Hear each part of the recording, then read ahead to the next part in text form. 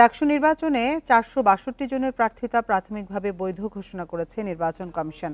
বিভিন্ন ত্রুটির কারণে স্থগিত হয়েছে ৪৭ জনের আবেদন। বৃহস্পতিবার রাতে এক ব্রিফিংয়ে এ তথ্য জানান প্রধান নির্বাচন কর্মকর্তা। এদিকে নির্ধারিত সময়ে ভোট নিয়ে সংশয় জানিয়েছেন শিক্ষার্থীরা।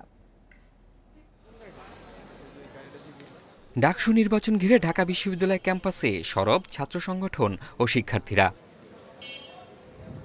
এবার রাজনৈতিক বিবেচনায় নয়, যোগ্য প্রার্থীকে ভোট দেবেন শিক্ষার্থীরা। তবে নির্ধারিত তারিখে নির্বাচন নিয়ে সংশয়ে তারা। আমরা মনে করছি বিগত যতগুলো ডাকসু হয়েছে তার থেকে সবচেয়ে প্রতিদ্বন্দ্বিতামূলক এবারে ডাকসুটা হবে। আমরা দ্রুত চাই ডাকসুটা হোক, অবশ্যই এটা জাতীয় নির্বাচনের আগে, আমরা চাই না এটা পিছাক। বৃহস্পতিবার সকালে মধুর ক্যান্টিনে সংবাদ সম্মেলন করে DUCSU for change panel. DUCSU commission বিশেষ পক্ষের হয়ে কাজ করছে বলে অভিযোগ তাদের। আমরা বিশ্ববিদ্যালয়ের নির্বাচন কমিশনার সহ যারা চিফ রিটার্নিং অফিসার সহ যারা ছিলেন তাদেরকে আমরা সেই রকম আন্তরিক দেখি নাই।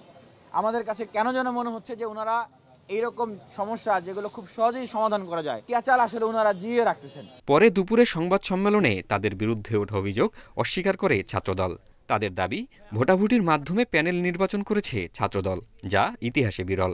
আমাদের যারা সংগঠনের প্রেসিডেন্ট সেক্রেটারি যারা আছেন তারা কিন্তু ইচ্ছা করলেই ভিপিজিএস হতে পারতেন, কিন্তু তারা বর্তমান পরিবেশ পরিস্থিতি এবং ঢাকা বিশ্ববিদ্যালয়ের শিক্ষার্থীদের চাহিদা অনুযায়ী তারা তাদের জায়গা ছেড়ে দিয়ে তাদের নিজেদের মধ্যে একটি নির্বাচন প্রক্রিয়া সম্পন্ন করে এরপর বিকেলে প্যানেল ঘোষণা করে স্বতন্ত্র শিক্ষার্থী ঐক্য। রাজনৈতিক দলের হাত থেকে শিক্ষার্থীদের ভবিষ্যৎ বাঁচানোর লক্ষ্য তাদের। এই ক্যাম্পাসে ছাত্রদের হবে, এটা কোনো সাদা নীল গোলাপি দলের হবে না। তাদের ভয়েস হয়ে ওঠার জন্য আমরা এতটা সাহস করে আমাদের এই পূর্ণাঙ্গ প্যানেল আজকে আত্মপ্রকাশ করেছি। রাত ৯টায় প্রধান নির্বাচন কর্মকর্তা জানান, যাচাই বাছাই শেষে ৫০৯ জনের মধ্যে ৪৬২ জনের প্রার্থিতা বৈধ হয়েছে। ৪৬২ জন ছাত্রছাত্রী ঢাকা বিশ্ববিদ্যালয়ের কেন্দ্রীয় ছাত্র সংসদ নির্বাচনের বিভিন্ন পদে প্রতিদ্বন্দ্বিতা করার জন্য মনোনয়নপত্র বৈধ প্রার্থী হিসাবে প্রাথমিকভাবে আমরা সিদ্ধান্ত দিয়েছি। শনিবারের মধ্যে আপিল করতে পারবেন মনোনয়ন স্থগিত হওয়া ৪৭ জন। জাহিদুল ইসলাম, ইন্ডিপেন্ডেন্ট নিউজ, ঢাকা। ছাত্র ও হল সংসদ নির্বাচন ঘিরে ক্যাম্পাসে ৩ দিন সেনা মোতায়েন চায় জাহাঙ্গীরনগর বিশ্ববিদ্যালয় কর্তৃপক্ষ। ৩৩ বছর পর হচ্ছে ডাকসু নির্বাচন, এ নিয়ে উৎসব মুখর ক্যাম্পাস। বৃহস্পতিবার ছিল মনোনয়নপত্র জমার শেষ দিন। ছাত্র সংসদের ২৫টি পদে ২৭৩ জন এবং হল সংসদের জন্য ৪৬৭ জন মনোনয়নপত্র জমা দেন। জাহাঙ্গীরনগর বিশ্ববিদ্যালয়ের ছাত্র সংসদের জন্য প্রথম দিন সোমবার ফরম নেন ৮৭ জন, হল সংসদের জন্য মনোনয়নপত্র নেন ২৪১ জন। তবে বৃহস্পতিবার শেষ দিনে জমে ওঠে ক্যাম্পাস। এদিন মোট ৪৮৫ জন মনোনয়নপত্র কেনেন। এ নিয়ে ৩ দিনে ডাকসুর জন্য ২৯৯ এবং হল সংসদের জন্য মনোনয়নপত্র সংগ্রহ করেন ৫১৪ জন। নির্বাচনের পরিবেশ নিয়ে সন্তুষ্ট, প্রার্থী হতে ইচ্ছুক শিক্ষার্থীরা। সেপ্টেম্বর শিক্ষার্থীরা ভোট প্রদানের মাধ্যমে তাদের নেতৃত্ব নিশ্চিত করবেন এবং নির্বাচিত প্রতিনিধিরাই শিক্ষার্থীদের প্রতিনিধি হয়ে সিনেট অধিবেশনে গিয়ে শিক্ষার্থীদের দাবি দেওয়া নিয়ে কাজ করবেন। খুব ব্যাপক সাড়া পাচ্ছি, কেননা এই জুলাই গণঅভ্যুত্থান এবং গণঅভ্যুত্থানের পরবর্তী সময়ে শিক্ষার্থীদের স্বার্থ সংশ্লিষ্ট সকল বিষয় নিয়ে সবসময় সোচ্চার ছিলাম। এখন পর্যন্ত আমাদের ক্যাম্পাসের যে পরিবেশ পরিস্থিতি খুব সুষ্ঠু পরিবেশ, এখন পর্যন্ত কোনো ঝামেলা নেই। এবং শিক্ষার্থীদের সন্তুষ্টি থাকলেও ঝুঁকি নিতে চায় না নির্বাচন কমিশন। নির্বাচনের আগে পরে ৩ দিন ক্যাম্পাসে সেনা সদস্যদের স্ট্রাইকিং ফোর্স হিসেবে চায় তারা। অবাধ, অংশগ্রহণমূলক এবং কোনো প্রকার পেশি শক্তির বলয়মূলক একটি নির্বাচন আমরা দেখতে চাই। আমরা বিশ্ববিদ্যালয় থেকে বাংলাদেশ পুলিশ এবং বাংলাদেশ দেশপ্রেমিক সেনাবাহিনীকে অনুরোধ করেছি যে যেন আমাদের নিরাপত্তা যে বেষ্টনী আছে, বলয় আছে, সেটাকে সুদৃঢ় করতে ওনারা স্ট্রাইকিং ফোর্স হিসেবে থেকে আমাদেরকে যেন সহযোগিতা করে। তফসিল অনুযায়ী ১১ই সেপ্টেম্বর ডাকসু নির্বাচনে ভোট নেওয়া হবে। ভোটার রয়েছেন ১১,৯১৯ জন। Independent news. অন্যান্য পাবলিক বিশ্ববিদ্যালয়ে যখন ছাত্র সংসদ নির্বাচন ঘিরে চলছে উৎসব মুখর পরিবেশ, তখন চট্টগ্রাম বিশ্ববিদ্যালয়ে এখনও অপেক্ষা নির্বাচনের তারিখ ঘোষণার। প্রশাসনের গড়িমসি নিয়ে অসন্তোষ বাড়ছে শিক্ষার্থীদের। তবে প্রশাসন বলছে প্রস্তুতি শেষ পর্যায়ে, সেপ্টেম্বরের মধ্যেই নির্বাচনের আশা তাদের। ছাত্র সংসদ নির্বাচন ঘিরে 4 বিশ্ববিদ্যালয়ের নির্বাচনী আমেজের বিপরীতে অনেকটাই স্থবির চট্টগ্রাম বিশ্ববিদ্যালয়। এখনও তফসিল ঘোষণা না হওয়ায় নির্বাচনী আবহ নেই এখানে। অথচ চাকসু নির্বাচনের দাবিতে 5 আগস্টের পর থেকেই সরব শিক্ষার্থীরা। প্রশাসন ও অংশীজনরাও ইতিবাচক নির্বাচন নিয়ে। চাকসু নির্বাচনের তফসিল ঘোষণা না হওয়ায় শিক্ষার্থীদের মধ্যে বাড়ছে অসন্তোষ। ক্যাম্পাসে বিদ্যমান নানা সমস্যা সমাধানে ছাত্র সংসদ নির্বাচনকে গুরুত্বপূর্ণ মনে করছেন তারা। ছাত্র সংসদ যদি থাকতো আমরা আমাদের প্রবলেমগুলো ওখানে দিতে পারতাম এবং এর সলিউশনটা খুব দ্রুত দিত, মানে দ্রুত হতো আর কি। কিন্তু আমাদের এটা তারিখটা এখনো হয় নাই। জাতীয় নির্বাচন খুব সন্নিকট করে আসছে, তাই আমরা চাই দ্রুত সময়ের মধ্যে তফসিল ঘোষণা করা হোক এবং সেপ্টেম্বরের জন্য চাকসু বাস্তবায়ন করা হোক। প্রশাসন বলছে সেপ্টেম্বরের শেষ সপ্তাহে নির্বাচন আয়োজন করতে প্রস্তুতি নেওয়া হচ্ছে। এরই মধ্যে তৈরি করা হয়েছে গঠনতন্ত্র, যেখানে বেশ কিছু পরিবর্তন আনা হয়েছে। বাড়ানো হয়েছে সম্পাদকীয় পদ, কমানো হয়েছে সভাপতি পদে উপাচার্যের ক্ষমতা। কোনো বিশ্ববিদ্যালয় শিক্ষার্থীদের সাথে আলোচনা করে এই নীতিমালা কিন্তু প্রণয়ন করা হবে। আমরা কিন্তু সেটি করেছি, সেজন্য আমাদের কিছুদিন সময় লেগেছে। সবকিছু মিলে আমাদের নির্বাচন দেওয়ার ক্ষেত্রে আমাদের কোনো আন্তরিকতার অভাব নেই। এদিকে তফসিল ঘোষণার পর থেকে ছাত্র সংসদ নির্বাচন পর্যন্ত সব অংশীজনকে দায়িত্বশীল আচরণ বজায় রাখার আহ্বান বিশ্ববিদ্যালয় কর্তৃপক্ষের। চাকসু নির্বাচন তো দীর্ঘদিন হয় না, এখানে সবারই আকর্ষণ থাকবে নিজের পোর্টফোলিও এনরিচ করার। আমাদের কোনো আপত্তি নেই ছাত্ররা যদি করে, আর ছাত্ররা যদি এটাকে নিয়ে মারামারি করে তাহলে তো আমরা কি করব আমরা জানি সেটা। চট্টগ্রাম বিশ্ববিদ্যালয় প্রতিষ্ঠার পর থেকে প্রথম চাকসু নির্বাচন হয় 1970 সালে। এখন পর্যন্ত মাত্র 6 বার হয়েছে নির্বাচন। চাকসুতে সবশেষ ভোট হয় 1990 সালের 8 February. Abdullah Rakib, independent news, Chattogram. ফ্যাসিবাদ বিরোধী সহযোদ্ধাদের অনেকে বিএনপির বিজয় ঠেকানোর অপচেষ্টা করছে বলে মন্তব্য করেছেন দলের ভারপ্রাপ্ত চেয়ারম্যান তারেক রহমান। বলেছেন, অনেক দলের নিত্য নতুন শর্ত নির্বাচনের বাধা হয়ে দাঁড়াচ্ছে। তার আশঙ্কা, এভাবে গণতন্ত্র বাধাগ্রস্ত করলে আবারও ফ্যাসিবাদ ফিরে আসবে। জন্মাষ্টমী উপলক্ষে বৃহস্পতিবার বিকালে রাজধানীর ইঞ্জিনিয়ার্স ইনস্টিটিউশনে পূজা উদযাপন ফ্রন্টের এই শুভেচ্ছা বিনিময় সভা।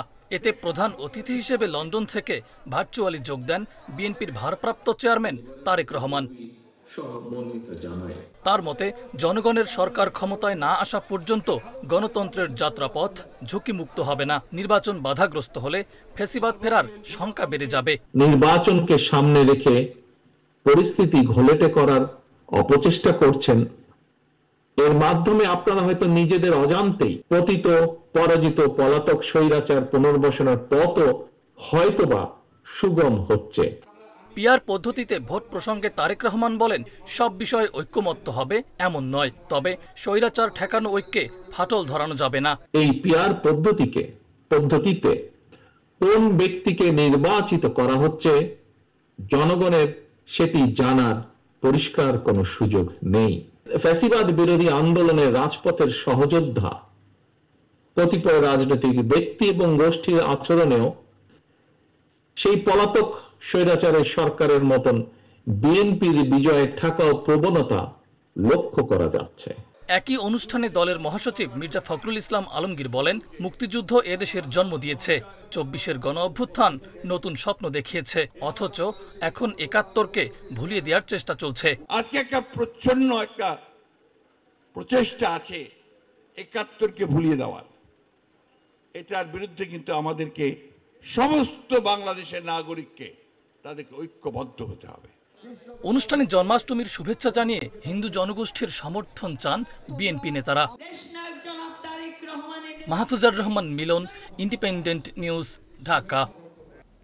এআই এর অপব্যবহার রোধে সবাইকে সতর্ক থাকার আহ্বান জানিয়েছেন প্রধান নির্বাচন কমিশনার এএমএম নাসির উদ্দিন। এক ভিডিও বার্তায় তিনি বলেছেন, অপতথ্যের বিরুদ্ধে সবাইকে লড়াই করতে হবে। সিএসি বলেন, সুষ্ঠু নির্বাচনের জন্য নির্বাচন ব্যবস্থার স্বচ্ছতা জরুরি। নারী, যুব সম্প্রদায়, পিছিয়ে পড়া জনগোষ্ঠীকে নির্বাচন নিয়ে সচেতন করার কথাও বলেন তিনি। ইদানিং একটা বড় চ্যালেঞ্জ। জামায়াত নির্বাচনে যাবে কি যাবে না সে সিদ্ধান্ত নেওয়ার সময় এখনো আসেনি বলে মন্তব্য করেছেন দলের সহকারী সেক্রেটারি জেনারেল হামিদুর রহমান আজাদ। বলেন, পিআর পদ্ধতির মতো জনদাবি সরকার ও ইসি মেনে নেবে বলে আশা করে তার দল। বৃহস্পতিবার বিকেলে রাজধানীর আগারগাঁওয়ে প্রধান নির্বাচন কমিশনার AMM নাসির উদ্দিনের সঙ্গে সাক্ষাৎ শেষে এসব কথা বলেন তিনি আরও বলেন, সিএসির সঙ্গে বিদ্যমান আইনশৃঙ্খলা নিয়ে আলোচনা হয়েছে। এছাড়া লেভেল প্লেয়িং ফিল্ডের বিষয়েও আলোচনা করেছে জামায়াত ইসলামী। হামিদুর আরও বলেন, ফেব্রুয়ারিতে নির্বাচন হওয়ার বিষয়ে জামায়াত ইসলামীর আপত্তি নেই, তবে শর্তগুলো মানার দাবি জানায় দলটির। এটা একটা বেটার পদ্ধতি, উত্তম পদ্ধতি বলে আমরা মনে করি। জনগণ মনে করছে, জনগণ চাইলে অবশ্যই সরকারকে এটা মানতে হবে। এই জন্য আমরা ইলেকশনে যাব না এ প্রশ্নটা এখনো ম্যাচিউর টাইম আসে নাই, সময় এটা কথা বলবে। নতুন প্রজন্মই বিশ্বকে রক্ষা করতে পারে বলে মনে করেন প্রধান উপদেষ্টা অধ্যাপক মোহাম্মদ ইউনূস। বলেন, সংকট মোকাবেলায় যুব সমাজ কিভাবে এগিয়ে আসতে পারে তার মডেল হলো বাংলাদেশে 2024 সালের অভ্যুত্থান। যুক্তরাষ্ট্রভিত্তিক ডেসারেট নিউজকে গত 20 আগস্ট প্রধান উপদেষ্টা বলেন, 1 বছর আগে বাংলাদেশে এক কালো অধ্যায়ের সমাপ্তি ঘটায় সাহসী শিক্ষার্থীরা। নির্মম দমন-পীড়ন সহ্য করে শেখ হাসিনাকে দেশ ছাড়তে বাধ্য করে তরুণরা। গণমাধ্যমটিকে তিনি জানান, শান্তি ফেরাতে শিক্ষার্থীদের আহ্বানে অন্তর্বর্তী সরকার গঠিত হয়। ভঙ্গুর অর্থনীতি পুনর্গঠন, নির্বাচন প্রস্তুতি ও বিচার নিয়ে ব্যস্ত এ সরকার।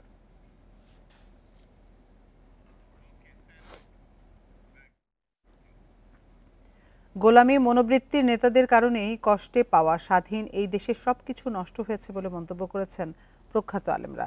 বৃহস্পতিবার কাকরাইলে IDEB ভবনে এক সেমিনারে তিনি মন্তব্য করেন। এ সময় অতীতের ব্যর্থতা মুছে দিতে আলেম ওলামাদের বিকল্প নেই বলে মন্তব্য করেন বক্তারা। এ সময় সংস্কারের নামে অন্তর্বর্তী সরকারের নানা কর্মকাণ্ডেরও সমালোচনা করেন বক্তারা। রাজধানীর কাকরাইলে আয়োজিত এ সেমিনারে অভ্যুত্থান পরবর্তী চ্যালেঞ্জ ও ওলামা জনতার সম্মিলিত আকাঙ্ক্ষা নিয়ে বক্তব্য রাখেন বক্তারা। এ সময় পতিত সরকারের সময় গুম, খুন, অন্যায়, অত্যাচারের কথা তুলে ধরা হয়। কে কত বেশি মার্কিন যুক্তরাষ্ট্রকে দিতে পারবে সেই দেন দরবারটা হচ্ছে এই মুহূর্তে। এইটাই হচ্ছে আসলে সংস্কারটা। নির্বাচন, সংস্কার কিছুই তো আমরা পাইলাম না। আমাদেরকে যেন একটা মূলা ধরাই দেওয়া হয়েছে দিনের পর দিন। গণ অভ্যুত্থান পরবর্তীতে সংস্কারের নামে পাঠ্যপুস্তকে নীতিনৈতিকতা বর্জিত নানা অসঙ্গতি তুলে ধরে আক্ষেপ করেন বক্তারা। বাংলাদেশে অনেক সমস্যা, কিন্তু আলটিমেটলি সেই ট্রান্সজেন্ডার, সেই পতিতাবৃত্তি, এগুলিই মনে হয় সংস্কার। এগুলো ছাড়া দুনিয়াতে কিছু নাই। মানে এগুলি নিয়ে কথা বলতে আমারও ভালো লাগে না, বাট এটা একটা ওভারঅল একটা সিস্টেম বলতে পারেন। বাচ্চাদেরকে এগুলো শেখানো হবে, উপর দিকে এটাকে বৈধতা দেওয়া হবে। সেমিনারে দেশের উন্নয়ন ও দেশকে সামনের দিকে এগিয়ে নিতে আলেমদের ভূমিকার কথা তুলে ধরেন ওলামা জনতা ঐক্য পরিষদের সভাপতি। এ সময় অতীত নেতাদের গোলামির সংস্কৃতি দেশের গৌরবময় অর্জনকে নষ্ট করেছে বলে মন্তব্য করেন মুফতি কাজী ইব্রাহিম। অতীতের দীর্ঘদিনের যে ব্যর্থতা, সেই ব্যর্থতাকে আমরা বিনাশ করতে চাই। আমরা নতুন সূর্য দেখাতে চাই এবং সেটা সম্মিলিত শক্তির মাধ্যমে। ওনাদেরকে বাদ দিয়ে বাংলাদেশের পুনর্গঠন সম্ভব না, উন্নয়ন সম্ভব না। বাংলাদেশ এক কদমে এগিয়ে যেতে পারবো না। বাংলাদেশ গোলামী মনোবৃত্তির মির্জাফরদের কারণে তলোয়ার কাজে আসেনি, কোনো তাদবীরও কাজে আসে না। স্বাধীনতা পেয়েছি, কত চেষ্টায় জাতি মিলে করেছে। গোলামী মনোবৃত্তির নেতৃবৃন্দের কারণে সবকিছু ভেস্তে গেছে আমাদের। সেমিনারে হার না মানা এ জাতি আবারও ঘুরে দাঁড়ানোর প্রত্যাশা জানিয়ে আলেম সমাজকে ঐক্যবদ্ধ থাকার আহ্বান জানান বক্তারা। রেজওয়ানুল হক, ইন্ডিপেন্ডেন্ট নিউজ, ঢাকা। প্রতিযোগিতামূলক বাজার মূল্য নিশ্চিত করতে ট্রেড অ্যান্ড ইনভেস্টমেন্ট কমিশন গঠনে একমত হয়েছে বাংলাদেশ ও পাকিস্তান। বৃহস্পতিবার সন্ধ্যায় সচিবালয়ে দেশটির বাণিজ্য মন্ত্রীর সঙ্গে বৈঠক শেষে সাংবাদিকদের একথা জানান বাণিজ্য উপদেষ্টা শেখ বশির উদ্দিন। তিনি আরও জানান, পাকিস্তানের সঙ্গে বাণিজ্য ঘাটতি কমিয়ে আনার ব্যাপারে আলোচনা হয়েছে। বাণিজ্যিক স্বার্থে সবার সঙ্গে কাজ করবে বাংলাদেশ, তবে সবার আগে দেশের স্বার্থই গুরুত্ব পাবে। উপদেষ্টা জানান, পাকিস্তানে 1 কোটি কেজি চা শুল্কমুক্ত রপ্তানি করতে চায় বাংলাদেশ। পাশাপাশি ফল রপ্তানি বাড়ানোর বিষয়েও পাকিস্তান ইতিবাচক আশ্বাস দিয়েছে। হাইড্রোজেন পারঅক্সাইডের ওপর পাকিস্তান যে শুল্ক আরোপ করেছিল তা প্রত্যাহারের অনুরোধ করা হয়েছে।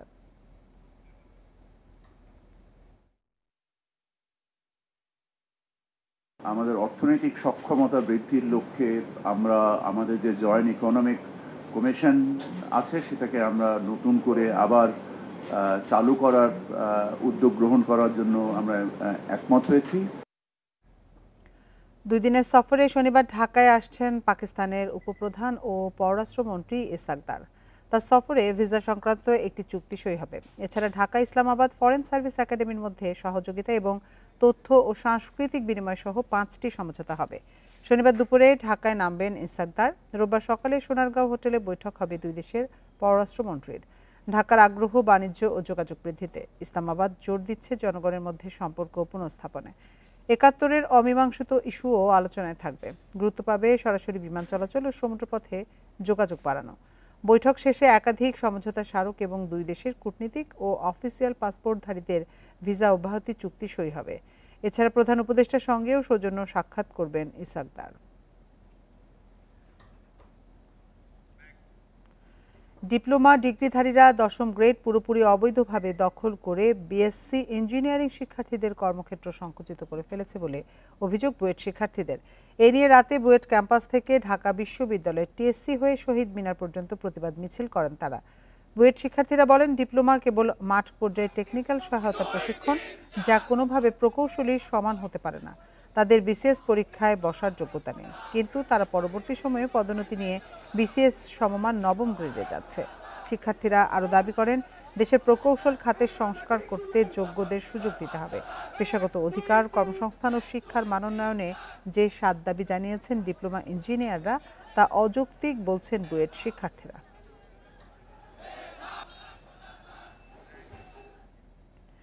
সিলেট থেকে এক বছরে প্রায় ২ কোটি ঘনফুট পাথর লুট হয়েছে, যার বাজার মূল্য ১,০০০ কোটি টাকার উপরে। কয়েকদিনের অভিযানে লুটের মাত্র ৮ লাখ ঘনফুট পাথর উদ্ধার হয়েছে।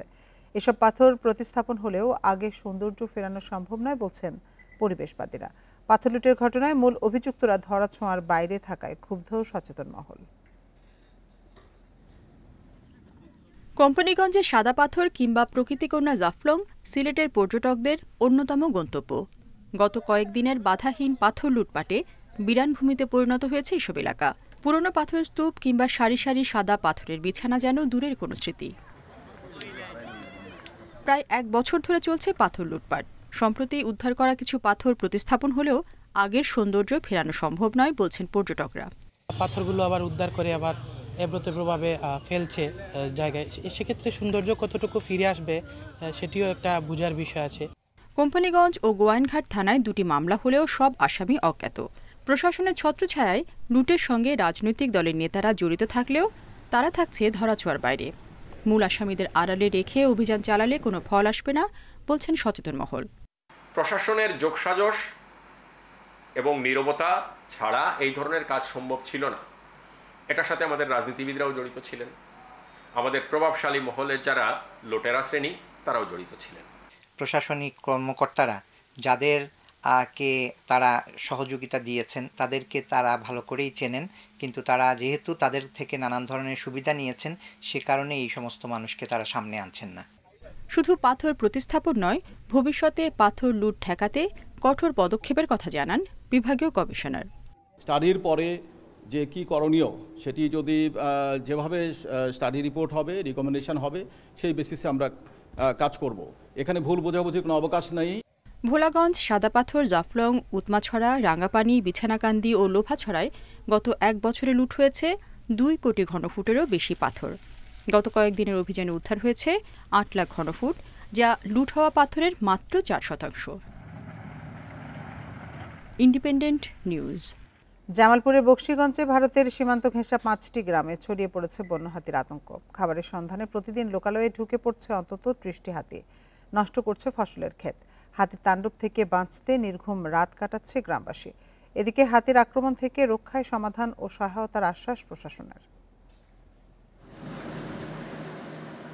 জামালপুরের বকশীগঞ্জের গারো পাহাড় থেকে খাবারের খোঁজে নেমে আসছে বন্য হাতির পাল। পায়ে মারিয়ে তছনছ করছে বিস্তীর্ণ ফসলি জমি। স্থানীয়রা জানান, কয়েক সপ্তাহ ধরে উপজেলার কামালপুর ইউনিয়নের পাহাড়ি অঞ্চলে অবস্থান করছে অন্তত ৩০টি হাতি। দিনের বেলায় কম দেখা গেলেও বিকেলের পর থেকে শুরু হয় তাণ্ডব। হাতির আক্রমণ থেকে বাঁচতে নির্ঘুম রাত কাটাচ্ছে গ্রামবাসী। ধান ক্ষেত খাইছে, এর মধ্যে টাল টুল খাইছে, আর বাড়ি ঘরের এদিক যাওয়ার করছিল। ভারত থেকে পাঠায়, এই গেট খুলে দিয়ে ওরা দূর জায়গায় আবার হাতি আলে পরে গেট মেরে দেয়, আক্রমণ করে বাড়ি ঘর, কোনো ঘুম নাই, মনে করেন যে 16-17 দিন দণ্ডেই মনে করেন যে 5 দিন এই গ্রামও 5 দিন এই পাড়া। এর আগেও হাতির তাণ্ডবে সীমান্ত ঘেঁষা গ্রামগুলোতে ঘরবাড়ি ছাড়তে বাধ্য হন অনেকে। মাঝখানে কয়েক বছর বিরতি থাকলেও আবারও নতুন করে হাতির আতঙ্কে চাষাবাদ নিয়ে বিপাকে স্থানীয়রা। এ বিষয়ে ক্ষতিগ্রস্তদের সহায়তা ও স্থায়ী সমাধান খোঁজার আশ্বাস প্রশাসনের। আকুল আবেদন প্রশাসনের কাছে, এই হাতিটা যেন যে কোনো সরঞ্জাম দিয়ে যেন এই হাতিটা প্রতিহত করা যায়। আমাদের এলাকা খুব ক্ষতিগ্রস্ত হয়েছে। যদি স্থায়ী সমাধানে আশা করি তাহলে আমাদেরকে অবশ্যই একটি বায়োলেটারাল নেগোসিয়েশনে যেতে হবে, যে ইন্ডিয়া থেকে যে হাতিগুলো আসে বা তাদেরকে জোর করে আমাদের এখানে পুশ করে দেওয়া হয় বা তাড়িয়ে দেওয়া হয়, সেটা যেন বন্ধ করা হয়। হাতির আক্রমণে 2019 সালে জেলায় 3 জনের মৃত্যু হয়। লোকালয়ে হাতির তাণ্ডব থামাতে না পারলে এবারও প্রাণহানি ও ফসলের ব্যাপক ক্ষতির শঙ্কা এলাকাবাসীর। Independent news. রাজস্ব সংস্কার অধ্যাদেশে বড় পরিবর্তন এনেছে অন্তর্বর্তী সরকার। রাজস্ব ব্যবস্থাপনা বিভাগের সচিব হিসেবে এনবিআর কর্মকর্তাদের নিয়োগের সুযোগ রাখা হয়েছে। বৃহস্পতিবার উপদেষ্টা পরিষদের বৈঠকে রাজস্ব নীতি ও ব্যবস্থাপনা সংশোধন অধ্যাদেশ 2025-এর নীতিগত ও চূড়ান্ত অনুমোদন দেওয়া হয়। এর মধ্য দিয়ে বিলুপ্ত হচ্ছে জাতীয় রাজস্ব বোর্ড এনবিআর। গত 12 মে রাজস্ব নীতি ও ব্যবস্থাপনা অধ্যাদেশ 2025 জারির পর বিরোধিতা করে প্রায় 1.5 মাস আন্দোলন করেন এনবিআর কর্মকর্তা কর্মচারীরা। এর জেরে জুনের শেষ দিকে শাটডাউন কর্মসূচির ডাক দিয়ে শুল্ক কার্যক্রম বন্ধ করে দেয় তারা। পরে ব্যবসায়ীদের মধ্যস্থতায় আন্দোলন স্থগিত করেন এনবিআর কর্মকর্তা কর্মচারীরা। এর জেরে প্রায় 40 কর্মকর্তাকে বরখাস্ত সহ নানা শাস্তিমূলক ব্যবস্থা নেয় এনবিআর। বৃহস্পতিবার প্রধান উপদেষ্টার কার্যালয়ে এক সভা শেষে উপদেষ্টার প্রেস সচিব এই সংশোধনের বিষয়ে জানান, এনবিআর ভেঙে যে 2টি বিভাগ করা হচ্ছে সেখানে রাজস্ব নীতি বিভাগের প্রধান বা সচিব হিসেবে যে কোনো ক্যাডারের কর্মকর্তারা নিয়োগ পাবেন। 2 ইউনিয়নের যারা প্রধান হবেন তাদেরকে নেওয়া হবে হচ্ছে যোগ্যতা, অভিজ্ঞতা এবং ন্যায্যতার ভিত্তিতে, এবং তাদের কম্পিটেন্স বিচার করে যে কোনো ক্যাডার থেকে নেওয়া হবে।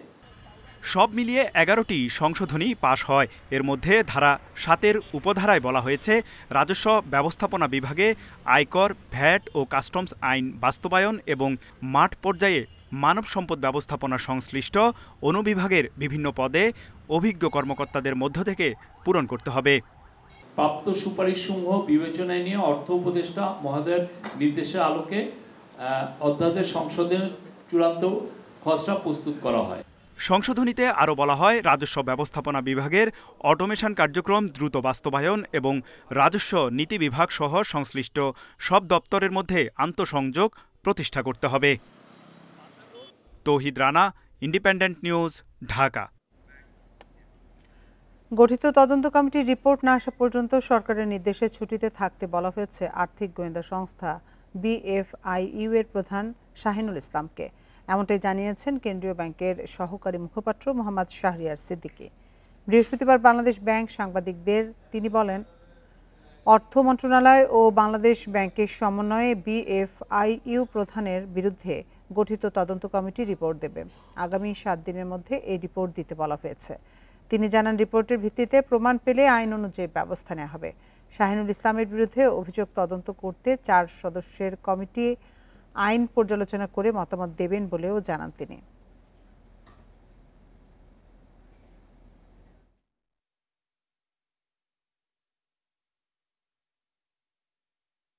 রিপোর্টের প্রেক্ষিতে যদি অভিযোগ প্রমাণিত হয় তাহলে তার বিরুদ্ধে আইনানুগ ব্যবস্থা গ্রহণ করা হবে। তো এই পর্যন্ত ওনাকে যেটা বলা হয়েছে যে তদন্তের স্বার্থে ওনাকে সরকারের নির্দেশে ওনাকে অফিসে না আসার জন্য, ছুটিতে থাকার জন্য বলা হয়েছে। বুড়িগঙ্গার স্বাভাবিক প্রবাহ রক্ষায় বৃহস্পতিবার দ্বিতীয় দিনের মতো উচ্ছেদ অভিযান পরিচালনা করছে BIWTA এবং দক্ষিণ কেরানীগঞ্জ প্রশাসন। অভিযানে প্রায় 1 একর জায়গায় থাকা অবৈধ স্থাপনা ও ডকইয়ার্ড গুড়িয়ে দেয়। এছাড়া সাবেক প্রতিমন্ত্রী নসরুল হামিদের শ্যামপুরের আরেকটি বাংলো বাড়ির সীমানা প্রাচীর ভেঙে দেওয়া হয়। গুড়িয়ে দেয়া হচ্ছে বুড়িগঙ্গার কেরানীগঞ্জ অংশে নদীর জায়গা দখল করে গড়ে ওঠা এই অবৈধ স্থাপনাগুলো। সীমানা পিলার থেকে ১৫০ ফুটের ভেতরের এই স্থাপনাগুলোর মধ্যে রয়েছে ৩টি ডকইয়ার্ড ও ২৮টি আধা পাকা ঘরবাড়ি ও দোকান। সকালে দক্ষিণ কেরানীগঞ্জের কাউটাইল এলাকায় অবৈধভাবে গড়ে ওঠা স্থাপনাগুলোর উচ্ছেদে অভিযান পরিচালনা করে বিআইডব্লিউটিএ। সীমানা পিলার অভ্যন্তরে যে কেউ কোনো স্থাপনা যদি করে তোলে আমরা সেটাকে ভেঙে দেব। আমাদের বিআইডব্লিউটির তরফ থেকে আমাদের স্পষ্ট বার্তা হচ্ছে যে আমাদের দখলদার যত শক্তিশালী হোক, যে কেউ হোক, তাদেরকে আমরা কোনো ছাড় দেব না। তবে ভুক্তভোগীদের অভিযোগ, অস্থায়ী কিছু যন্ত্রপাতি সহ সীমানার বাইরের কিছু স্থাপনাও ভাঙা হয়েছে। এই যে বডি সীমানার 10 ফুট ভিতরে থাকা অবস্থা আমার জিনিসটা ক্ষতি করলো। মেশিনটা আছে 10 লক্ষ টাকার মেশিনটা, ওদিক থেকে ভিতরের থেকে টাইন না তারা ভাঙা ফেললো। এটা তো একটা পুরো অন্যায় করছে। সীমানা এটা যাচাই করে দেখেন আপনারা যে আমরা এটা সরকারি জায়গার ভিতরে আছি না বেসরকারির ভিতরে আছি। আর বিআইডব্লিউটিএর দাবি, নিয়ম অনুযায়ী সীমানা থেকেও ১৫০ ফুটের ভেতরে স্থাপনা থাকায় তা ঘুরিয়ে দেওয়া হয়েছে। পোর্ট লিমিট হচ্ছে ১৫০ ফিট। আমাদের কিন্তু এই সমস্ত যে সমস্ত অবৈধ ডকইয়ার্ড করেছে এগুলো কিন্তু অনেকগুলো ডকইয়ার্ড আছে, প্রতিষ্ঠান আছে যেগুলো কিন্তু লাইসেন্সের আওতায়। এগুলো কিন্তু কোনো লাইসেন্সের আওতায় নয়, গভর্নমেন্টের কোনো রয়্যালটি তারা দিচ্ছে না। সুতরাং সম্পূর্ণই তারা অবৈধভাবে তারা নির্মাণ করেছে এবং তাদেরকে আমাকে মাইকিং করা হয়েছে এবং নোটিশ দেওয়া হয়েছে। তারা কিন্তু এই সমস্ত স্থাপনা কিন্তু সরিয়ে নেয়নি। এছাড়াও অভিযানে বুড়িগঙ্গা নদীর তীর দখল করে সাবেক প্রতিমন্ত্রী নজরুল হামিদের শ্যামপুরের আরও একটি বাংলো বাড়ির সীমানা প্রাচীর ভেঙে দেওয়া হয়। Tanvir Ahmed, independent news, Dhaka. মানিকগঞ্জের পদ্মা যমুনা নৌরুটে পণ্যবাহী নৌযান থেকে চ্যানেল চার্জের অতিরিক্ত অর্থ আদায়ের অভিযোগ উঠেছে ঠিকাদারের বিরুদ্ধে। এছাড়া সীমানার বাইরে নৌযান থেকেও চার্জ নিচ্ছে তারা, অভিযোগ চালকদের। মামলার ভয় দেখিয়ে নৌফাঁড়ির পুলিশও নৌযান থেকে চাঁদাবাজি করে বলছেন তারা। এ বিষয়ে লিখিত অভিযোগের পরেও কোনো ব্যবস্থা না নেয় পণ্যবাহী নৌযান চলাচল বন্ধের হুমকি শ্রমিকদের। রাজবাড়ীর গোয়ালন্দ থেকে কুষ্টিয়ার পাকশি পর্যন্ত পদ্মার নৌরুটে পণ্যবাহী নৌযান থেকে চ্যানেল চার্জ আদায় করে গ্রুপন প্রাইভেট লিমিটেড নামের একটি প্রতিষ্ঠান। চালকদের অভিযোগ, নির্দিষ্ট সীমানার বাইরে গিয়েও নৌ শ্রমিকদের কাছ থেকে অর্থ আদায় করে ঠিকাদারের লোকজন। চাঁদা দিতে অস্বীকৃতি জানালে করা হয় মারধর। ওনাদের চাহিদা অনুযায়ী না দিলে ওনারা আমাদেরকে হামলা দিয়ে হয়রানি করে। 25-30 জন লোক থাকে, লাঠি চোটা নিয়ে ওঠে, কাউরে আঘাত করে। এগো নির্যাতনে আমরা জাহাজ চালাইতে আমাকে খুব কষ্ট হয়ে যায়। শুধু ঠিকাদার নয়, মামলার ভয়ভীতি দেখিয়ে চাঁদাবাজির অভিযোগ উঠেছে পাটুরিয়া নৌফাঁড়ির পুলিশের বিরুদ্ধেও। সম্প্রতি নৌফাঁড়িতে লিখিত অভিযোগ দেওয়ার পরেও কাজ হয়নি বলছেন নৌযান শ্রমিকরা। এটা আন্তর্জাতিক রুট। এই রুটে যখন তারা এই মাসুল নিতে আসে তখন এটা একটা চাঁদাবাজির আওতায় পড়ে। বিগত 1 বছর জানিয়ে আসতেছি প্রশাসন এবং পুলিশকে। তবে সীমানার বাইরে গিয়ে চ্যানেল চার্জ আদায়ের অভিযোগ সত্য নয় দাবি ঠিকাদার প্রতিষ্ঠানের। একইভাবে নৌ পুলিশের চাঁদাবাজির অভিযোগ নাকচ করলেন কর্মকর্তা। যে চার্জটা ওইটা নেওয়ার চেষ্টা করতেছি ভাই, এটা সম্পূর্ণ ভিত্তিহীন। আর প্রশাসন থাকে, বিআইডব্লিউটি এর সবসময় কোস্টগার্ড তারা সবসময় থাকে। কোথাও যদি এই ধরনের থাকে আপনারা আমাদের ঊর্ধ্বতন কর্তৃপক্ষ জানাতে পারেন, আমরা সর্বোচ্চ আইনগত ব্যবস্থা বা আমাদের তো বিভাগীয় ব্যবস্থা আছে, বিভাগীয় ব্যবস্থা নেওয়া হবে। অভিযোগের বিষয়ে নৌ ও থানা পুলিশকে তদন্ত করে ব্যবস্থা নিতে বলা হয়েছে, জানালেন ইউএনও। এই বিষয়ে পুলিশ, নৌ পুলিশ এবং থানা পুলিশ দুইজনকে আমরা ব্যবস্থা নিতে বলেছি। তারা প্রয়োজনে চাঁদাবাজির মামলা যাদের কাছ থেকে নিচ্ছে তারা যদি চাঁদাবাজির মামলা দেয় আমরা আইনগত প্রক্রিয়া গ্রহণ করব। পদ্মা যমুনার নৌ রুটে প্রতিদিন 3 শতাধিক বাল্কহেড ছাড়াও বিভিন্ন ধরনের পণ্যবাহী নৌযান চলাচল করে। চাঁদাবাজি বন্ধেই ব্যবস্থা নেওয়া না হলে অনির্দিষ্টকালের জন্য নৌযান বন্ধ রাখার হুমকি শ্রমিকদের। Independent news. প্রায় 4 দশক ধরে যশোরের ভবদহে জলাবদ্ধতার কারণে হুমকির মুখে ফসলের ক্ষেত। এবছর বৃষ্টি বেশি হওয়ায় 14,000 হেক্টর জমির আমন ধান ক্ষতির মুখে। প্রায় 400 কোটি টাকা লোকসান হতে পারে কৃষকের। পানি অপসারণের ব্যবস্থা না থাকায় আবাদযোগ্য জমির পরিমাণ কমে গেছে বলে অভিযোগ কৃষকদের। আর জলাবদ্ধতা নিরসনে নদী খাল খননের প্রকল্প চলমান আছে বলে জানিয়েছে পানি উন্নয়ন বোর্ড।